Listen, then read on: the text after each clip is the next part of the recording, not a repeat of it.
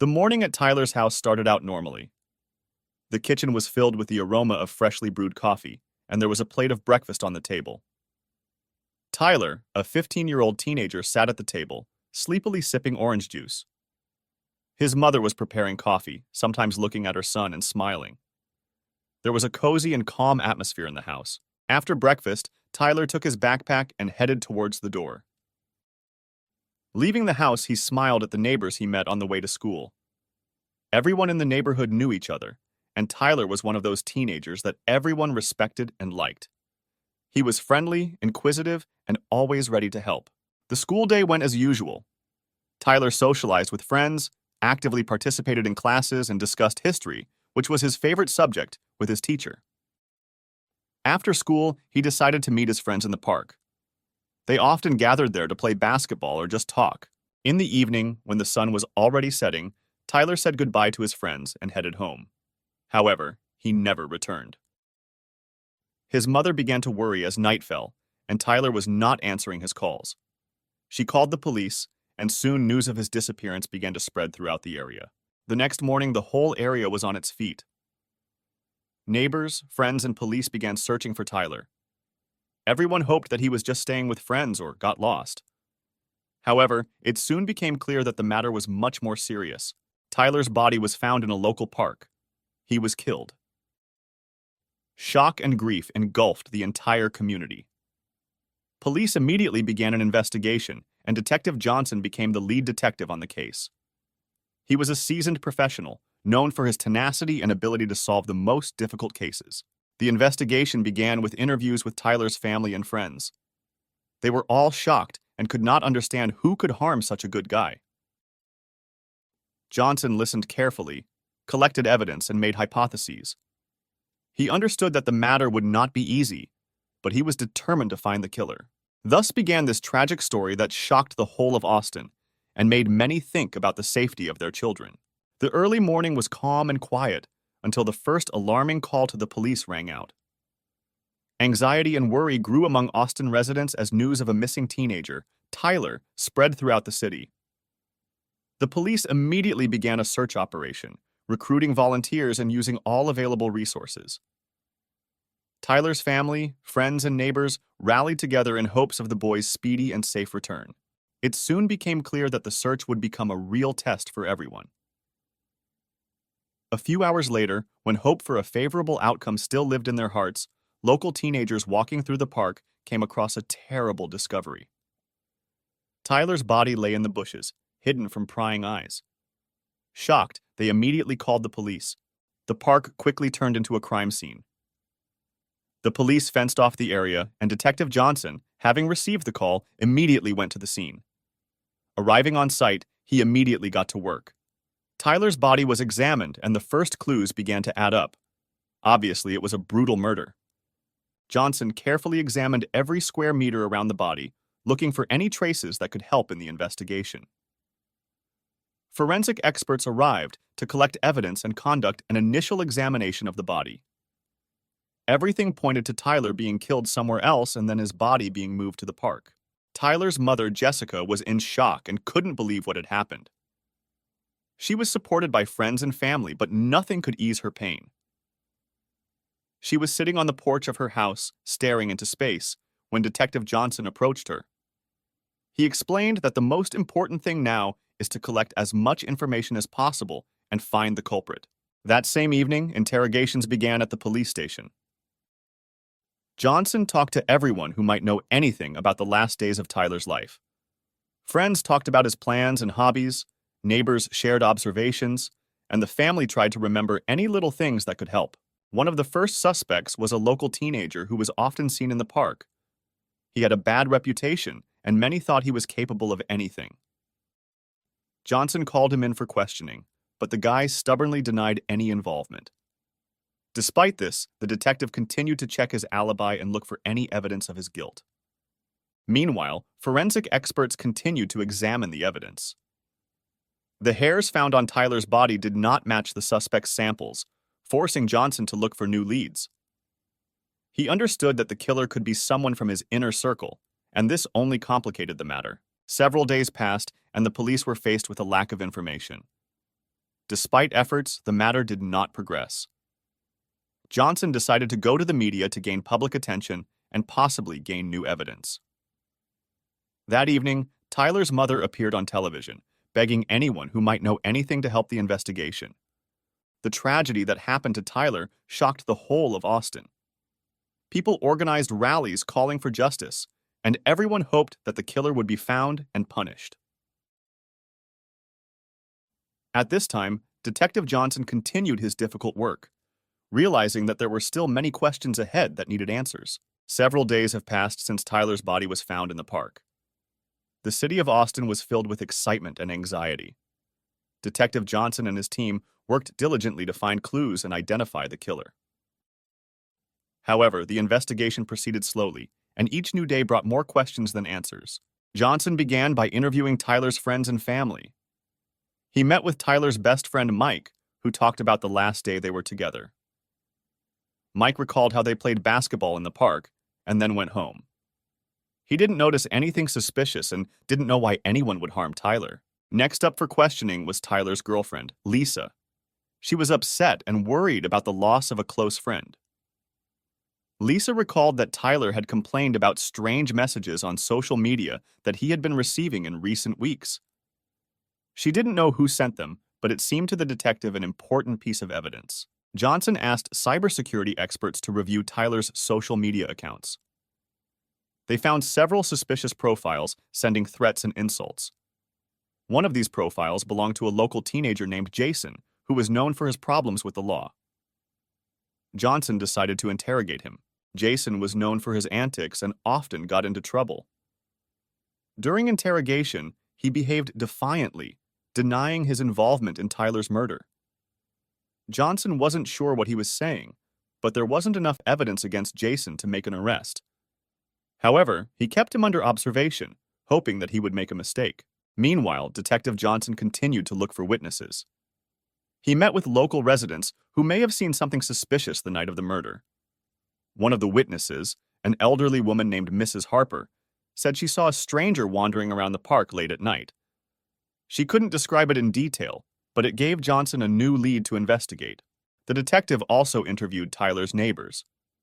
One of the neighbors, Miss Evans, recalled seeing a strange car parked near Tyler's house on the day of his disappearance. The car was black with tinted windows.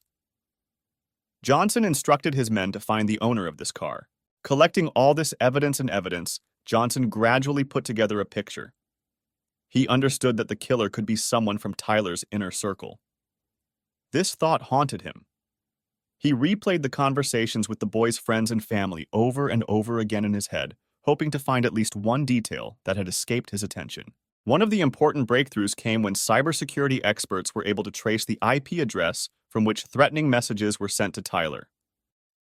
It led to a computer at the local library. Johnson immediately went there and requested surveillance footage from the past few weeks. The recordings showed the figure of a teenager who often came to the library and spent time at the computer. Johnson recognized him. It was Tom, another acquaintance of Tyler. Tom was a quiet and reserved teenager, and no one expected such behavior from him. Johnson decided to interrogate him. During interrogation, Tom initially denied his involvement, but under pressure he began to get nervous and get confused in his testimony. Johnson knew he was on the right track. Tom eventually admitted to sending the messages, but claimed he had nothing to do with the murder. He said that he was part of a group of teenagers who often bullied Tyler online, but this did not extend beyond the virtual world. Meanwhile, experts continued to analyze evidence found at the crime scene. Hair and marks found on Tyler's body pointed to another person who may have been nearby at the time of the murder. This suggested the idea of an accomplice. Johnson collected all the information and decided to re-interrogate all the suspects. He knew one of them was lying and was determined to find out the truth. In the evening, when the sun was already setting, he met Tyler's family again. They hoped for justice and believed that Johnson could find the killer. The investigation continued, and every new day brought the detective closer to solving this complex and confusing story. Every day, the investigation took on new turns. Detective Johnson and his team worked tirelessly to put all the pieces of the puzzle together. They soon received important information. Forensic experts found microscopic traces of skin under Tyler's fingernails, indicating that he had struggled with his attacker. Johnson decided to conduct DNA testing of all suspects. The results showed a match to the DNA of Jason, a local teenager with a bad reputation. This was an important breakthrough in the case, and Johnson immediately summoned Jason for reinterrogation. Pressed by overwhelming evidence, Jason broke down and admitted that he was at the crime scene, but insisted that he did not kill Tyler. Jason said that on the night of the murder he met Tyler in the park, and there was an argument between them. Jason admitted to hitting Tyler and leaving him on the ground, but he said he left while Tyler was still alive. Jason claimed that after that he did not see anyone and did not know who could complete the crime he had started. Johnson understood that other people were involved. He decided to focus on new witnesses and evidence that could shed light on the events of that night. Johnson contacted local residents who may have seen something suspicious.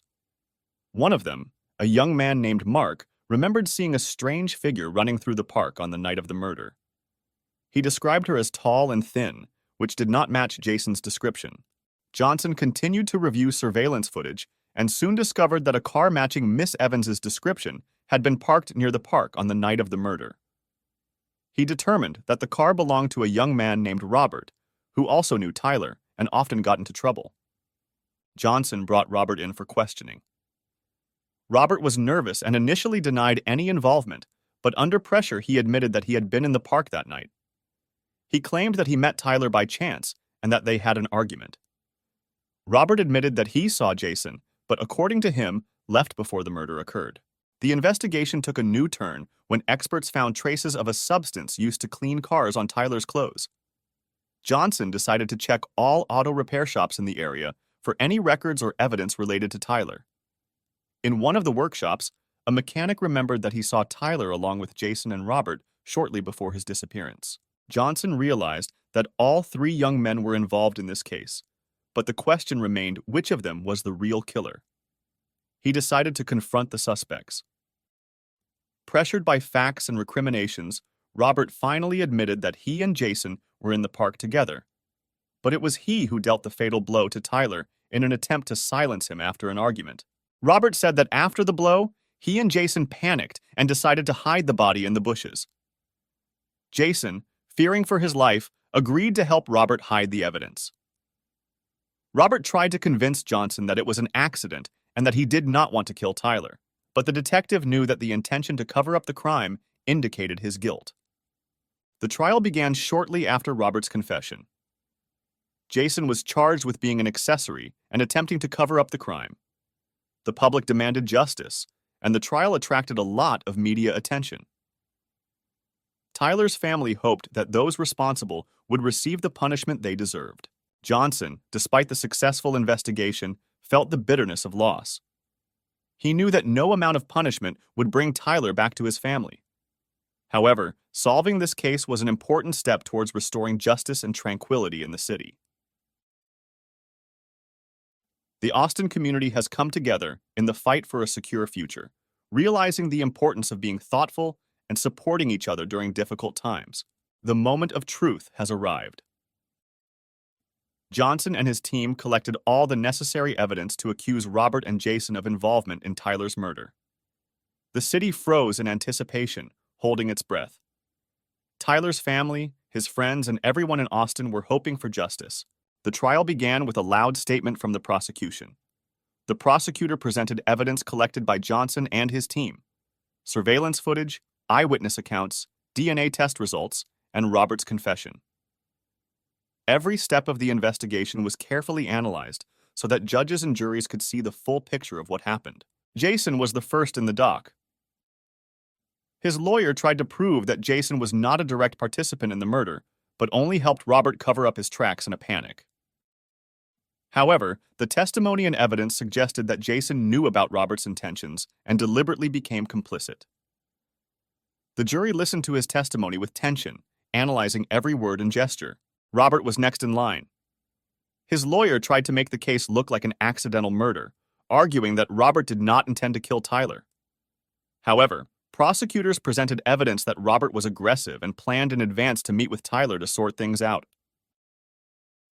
Johnson, speaking as a witness, spoke about the investigation and how he came to the conclusion that it was Robert who struck the fatal blow. Tyler's mother, Jessica, also spoke at the trial. Her emotional testimony touched the hearts of everyone present. She talked about what Tyler was like, his dreams and plans for the future.